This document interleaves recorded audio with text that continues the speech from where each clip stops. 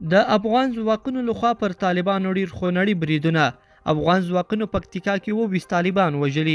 د تندر قلی اردو مطبوعاتي مسؤل وایي چې افغان ځواکونو تیره شپه د پکتیکا د زیړک ولسوالۍ په نری مسکا سیمه کې د چڼیزو عملیاتو په ترڅ کې 20 طالبان وژلي او 8 نور یې ټپیان کړي دي. دغه راز افغان ځواکونو 15 کړۍ ماینونه هم کشف کړي او شنډ کړي دي. بلخوا ملي دفاع وزارت وایي چې افغان ځواکونو په تیرو 4 ساعتونو کې په لغمان، پکتیا، کندهار، بلخ، هلمند او کابل ولایتونو کې 91 طالبان وژلي او 38 نور یې ټپیان کړي دي.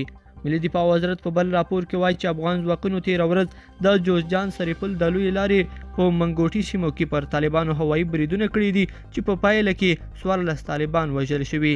دغه راز د طالبانو 15 پټنځایونه هم له منځه وړل شوي دي. بلخوا افغان ځواکونو په ننګرهار کې 28 طالبانو ته مرګ ژوبله اړولې ده.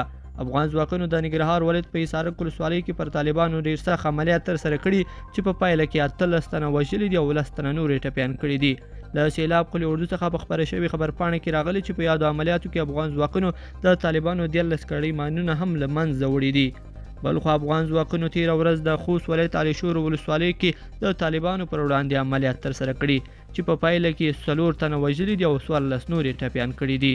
ملي دفاع وزارت څخه په خپره شوې خبرپاڼه کې راغلي چې یاد عملیاتو کې د طالبانو یو شمېر وسلې او مهمات هم له منځه وړل شوي دي. لیدونکو په دې هیله چې دا مطلب به مو تر پایه لیدلی وي. که مو دغه ویډیو خوښه شوې ویډیو لایک کړئ او چینل سبسکرایب کړئ. تر بلې ویډیو پورې ښه وخت.